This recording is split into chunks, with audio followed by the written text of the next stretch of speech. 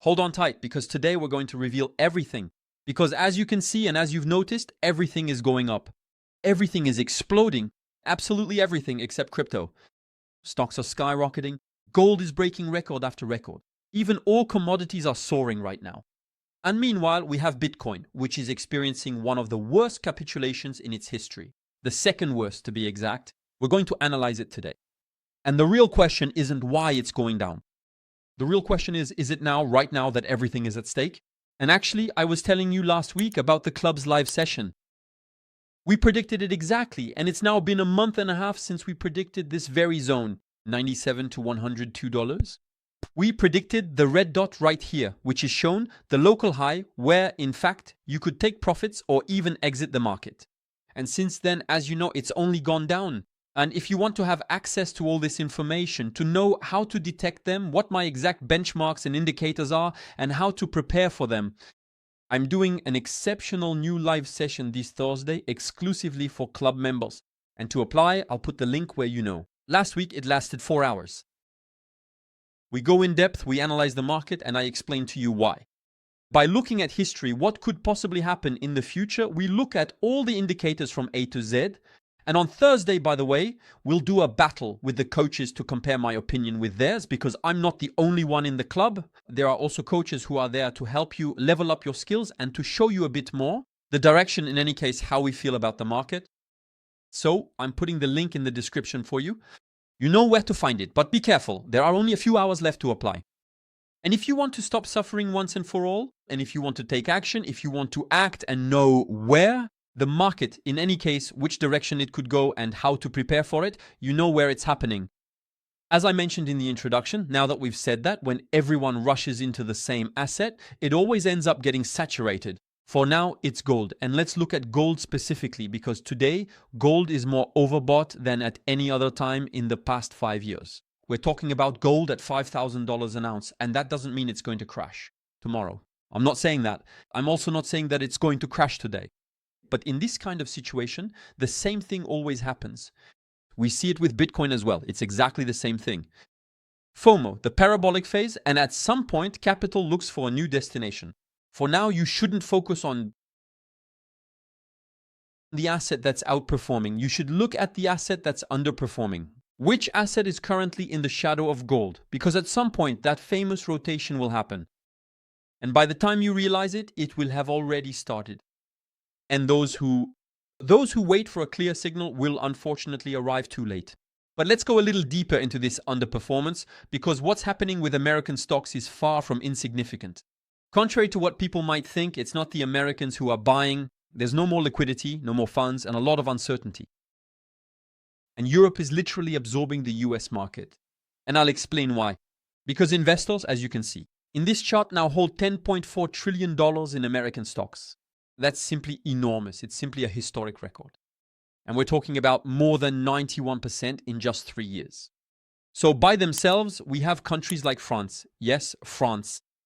We have Germany, the Netherlands, and also the United Kingdom, which together account for nearly half of all foreign flows into American stocks. And all of this is happening in a highly tense geopolitical climate. So why is that? We'll answer that.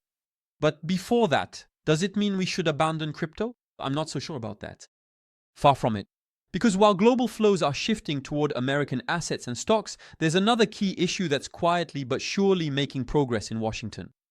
Because we finally have a new date for the famous crypto project, the well-known Crypto Market Structure Bill in the Senate. And this much talked about market was supposed to take place today, January 27th. It was finally postponed to January 29th at 10:30, officially because of the weather. I'm not buying it. But this still isn't a full Senate vote. It's just a technical step where the committee will review and amend the text. And if it happens, it's only the beginning of the process. We were just talking about it again. Remember what happened in February 2024. Will February 2024 be a story that repeats itself in February 2025? We'll see. But like I said, this so-called markup is really just a step. After that, everything will need to be harmonized with the SEC and CFTC framework, which we're actually using as a basis because there isn't a clear framework between the two. I talked to you about it last week.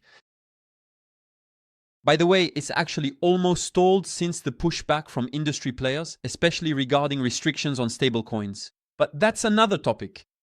So, as soon as regulation comes into play, volatility returns instantly and the market is likely to react to the slightest word. Especially during a period when liquidity is rather fragile and investors are extremely sensitive to political announcements. By the way, tomorrow there will be a special live stream to cover the Fed event, rate cut or no rate cut, and especially the post-announcement press conference. And I'll start around 9:30 French time. I'll tell you more about it at the end. But precisely, this famous markup, this vote, can immediately change the rules of the game, but it could also change the mood of the market. Because while retail did not come during the last cycle, or at least very little, or while retail is hesitant, Wall Street is moving forward because BlackRock has just filed a new application. And it's simply a bombshell. And here, in fact, this application is to launch what is called a Bitcoin Premium Income ETF. So you might be asking, what does this complicated term mean? I was just like you before I dug a little deeper into the project, but the idea is to provide exposure to Bitcoin, but with additional yield by actively selling options. Calls on the massive IBIT, that's the famous Bitcoin ETF, which now exceeds 70 billion. In other words, we have BlackRock, one of the largest investment funds. Vanguard is going to join in, that's for sure. But BlackRock wants to monetize Bitcoin's volatility to generate regular income while mitigating some of the risk compared to a direct purchase. So they want exposure to Bitcoin, okay? But they also want to generate a return through options. And it's no longer like buy and hold or buy and pray, you know? I buy and I pray. This is Bitcoin that's integrated into a real portfolio strategy and in an institutional way. So we're not talking about a margin bet or a marginal bet. We're talking about an asset that is structured this time, that is monetized and also optimized. And obviously it had to happen as well. We have Michael Saylor who bought again. I told you about it last week. But he just bought, wait for it, 2,000, drumroll, 2,932 BTC. So the company now owns and holds more than 700,000 Bitcoins. It's huge, and we're talking about more than $54 billion at the current price.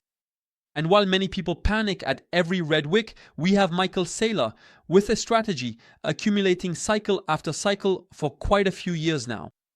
And when someone of that stature, someone with that image, someone with that level of exposure keeps buying, it's never insignificant.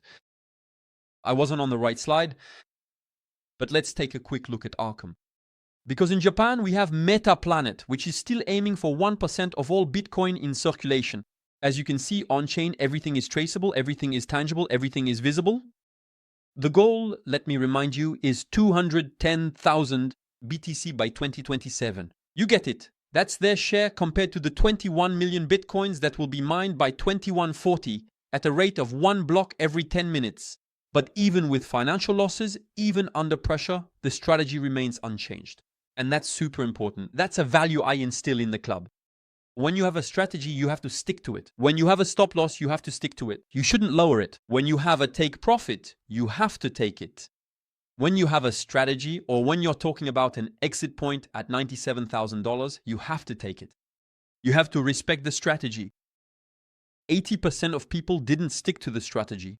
I think that already 80% don't even set a strategy. You need to have a strategy even and especially before entering the market. Otherwise, you're going in blind. So always stick to your strategy. So Arkham has a strategy. And why some companies treat Bitcoin as an irreversible plan? Well, there are others who trade it, unfortunately. And that's not all, because this also ties into another point. It's about on-chain data. I like to finish on on-chain data because there you can't cheat. There you can get quite a lot of information. And we're talking about more than $4.5 billion in losses that were realized in just a few days. So some people are going to freak out, some are going to panic, but I see something else. I see that this is the second biggest capitulation of all time in the entire history of Bitcoin. And Bitcoin isn't that old, okay? We're talking about 2008, 2009, depending on whether you're talking about the white paper or the first transaction in 2009. But investors are selling at a loss. So fear is dominating. You know it. We're still without sentiment. Weak hands are getting out. Natural selection. Cleansing. Whatever you want to call it. And the last time we saw this was in 2022. And back then I was there. I've been here since 2018. At the worst possible time. January 2nd, 2018, the peak. I got in at the worst possible time. So if you think you got in at the worst time, I think we have a contest. I think we have a contest because I got in at the worst time, right at the FOMO moment, when 80%, and it's normal, when the price is exploding, when everyone is talking about it, that's when everyone buys blindly. And me, I knew nothing about crypto. And then over the years, I learned about blockchain, I learned about the whole ecosystem, and above all, I learned how to set up a strategy, how to invest smartly, and how not to lose money. All right? Even if it's not possible to do that 100%, but at least to limit the damage and sometimes to know when to take losses, to take profits, especially during a bull run. And right now, it's the best time. If you're here on the channel, if you're watching this video, this is the best time. And it's going to last for a little while, sure, but we're at the best entry point because fortunes weren't made during the bull run. Fortunes were made in the bear market. They're being made right now. And those who are in denial, who say we're not in a bear market, there's nothing I can do about it. You just have to realize it. Sometimes you have to divorce certain cryptos. Sometimes you have to swallow your losses. It's important. And learn lessons. Remember the lesson from the last cycle, and above all, don't repeat them cycle after cycle. I think in the first cycle, you learn, you crash and burn. In the second cycle, you learn, well, you level up your skills, sure, but you learn from your mistakes in the first cycle. And sometimes you repeat them in the second cycle. And by the third cycle, I can say you're fully vaccinated and you make the right decisions. But as I was saying, 2022 at the time was the bottom of the cycle. So know that this kind of capitulation never lasts long. All you see are red candles, but at some point it's going to reverse. And when it does reverse, it's going to be intense. Will you be ready? Will you have taken advantage of it? That's the question I want to ask you. But as I was saying, this kind of capitulation actually often marks the moment when the strong hands are accumulating. We've seen it with strategy, we've seen it with Metaplanet. You have to follow the whales.